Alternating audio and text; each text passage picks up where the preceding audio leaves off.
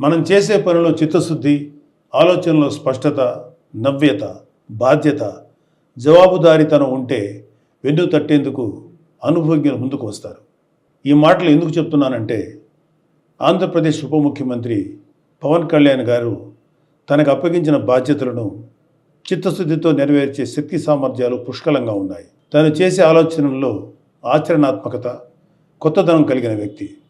అన్నిటికీ మించి తనకు వచ్చిన బాధ్యతను హోదాకి, దర్పానికి చిహ్నాలుగా భావించరు. జవాబుదారీతనంతో నిర్వర్తిస్తారు. అందుకే గౌరవ ప్రధానమంత్రి శ్రీ నరేంద్ర మోడీ గారి నాయకత్వంలోని కేంద్ర ప్రభుత్వం గత 100 రోజుల్లో ఆంధ్రప్రదేశ్ రాష్ట్ర పంచాయతీరాజ్ గ్రామీణాభివృద్ధి శాఖకు ఇతోధికంగా ప్రోత్సాహిస్తూ నిధులు విడుదల చేస్తుంది. గౌరవ ముఖ్యమంత్రి శ్రీ చంద్రబాబు నాయుడు గారి అనుభవం, గౌరవ ఉప ముఖ్యమంత్రి గారి చిత్తశుద్ధి, జవాబుదారీతనం కలబోసిన ఆంధ్రప్రదేశ్ ప్రభుత్వం పాలనపై కేంద్రానికి విశ్వాసం కలిగింది. ఈ రాష్ట్ర అధికార పీఠం నుంచి ప్రజలచే నెట్టివేయబడిన జగన్ రెడ్డి అధికారంలో ఉన్నప్పుడు కేంద్రం ఇచ్చిన వేల కోట్ల నిధులు మాయం చేశారు. ఆ నిధులు ఏం చేశారో తాడేపల్లి ప్యాలెస్ టు బెంగళూరు బంగ్లాకు టూర్స్ వేస్తున్న వ్యక్తికే తెలియాలి. అందుకే గత ఆర్థిక సంవత్సరంలో కేంద్రం ఆంధ్రప్రదేశ్ పంచాయతీరాజ్ శాఖకి తగినన్ని నిధులు 15వ ఆర్థిక సంఘం నిధులు ఇవ్వలేదు. పాలకులు మారారు. శ్రీ పవన్ కళ్యాణ్ గారు పంచాయతీరాజ్ గ్రామీణాభివృద్ధి శాఖల బాధ్యతలు చేపట్టారు. ప్రతి విభాగంపై అవగాహన పెంచుకున్నారు. నిధులు తీసుకురావటమే కాదు, ఏ విధంగా ఎంత జవాబుదారీతనంతో ఎంత ప్రజా ప్రయోజనకరంగా ఖర్చు చేస్తామో చెప్పాలని సంకల్పించుకున్నారు. అందుకు అనుగుణంగా తన శాఖలోని అధికారులను, ఉద్యోగులను సన్నద్ధం చేసుకున్నారు. కాబట్టి ఉపాధి హామీ పథకానికి ఈ ఆర్థిక సంవత్సరంలో 4,500 కోట్ల నిధులు మంజూరు చేసింది.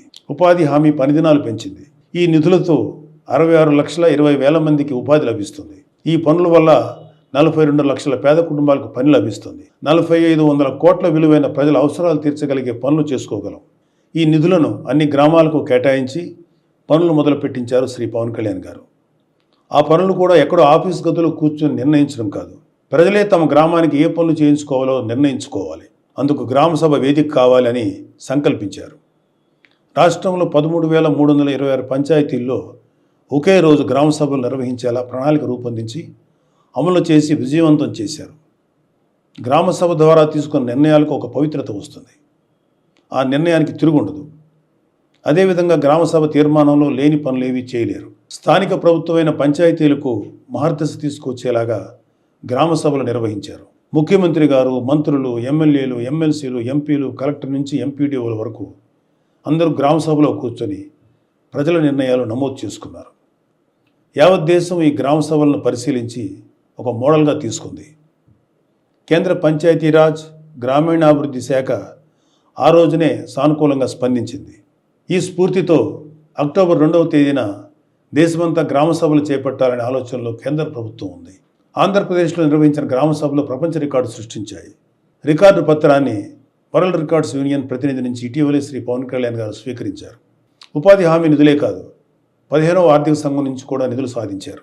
వెళ్ళిపోయిన వైసీపీ వాళ్ళ మీద నమ్మకం లేక కేంద్రం నిధులు ఇవ్వలేదు. పవన్ కళ్యాణ్ గారు కేంద్రంతో మాట్లాడి 1987 కోట్ల రూపాయల నిధులని కొద్ది రోజుల కిందటే మంజూరు చేయించారు. ఉపాధి హామీ నిధులు 4,500 కోట్లు కావచ్చు, ఆర్థిక సంఘం నుంచి సుమారు 987 కోట్లు కావచ్చు. కేంద్రం నుంచి సాధించింది ఆంధ్రప్రదేశ్ పంచాయతీరాజ్ శాఖ. అది పాలన చేపట్టిన 100 రోజుల్లోపు. 100 రోజుల్లోపు నిధులు సాధించడమే కాదు, వాటి వినియోగానికి ప్రణాళికలు రూపొందించి అమలు చేయడం విశేషం. అది ఒక నాయకుడి చిత్తశుద్ధి, జవాబుదారీతనం తాలూకు ఫలితం. ఖచ్చితంగా ఆంధ్రప్రదేశ్లోని పల్లె పల్లెలకు మంచి రోజులు వచ్చాయి. స్వర్ణ పంచాయతీలు అనే కూటమి ప్రభుత్వం లక్ష్యం ఖచ్చితంగా సాధిస్తాం. ఈ వీడియో నచ్చితే లైక్ చేయండి. అలాగే మా ఛానల్ ని ఫస్ట్ టైం కనుక చూస్తున్నట్టయితే ఇప్పుడే సబ్స్క్రైబ్ చేసుకుని పక్కనే ఉన్న గంట సింబల్ ని యాక్టివేట్ చేసుకోండి. అప్పుడే మేము పెట్టే ప్రతి వీడియో మీకు నోటిఫికేషన్ గా వస్తుంది. అలాగే ఈ వీడియో పూర్తిగా చూసినందుకు ధన్యవాదాలు.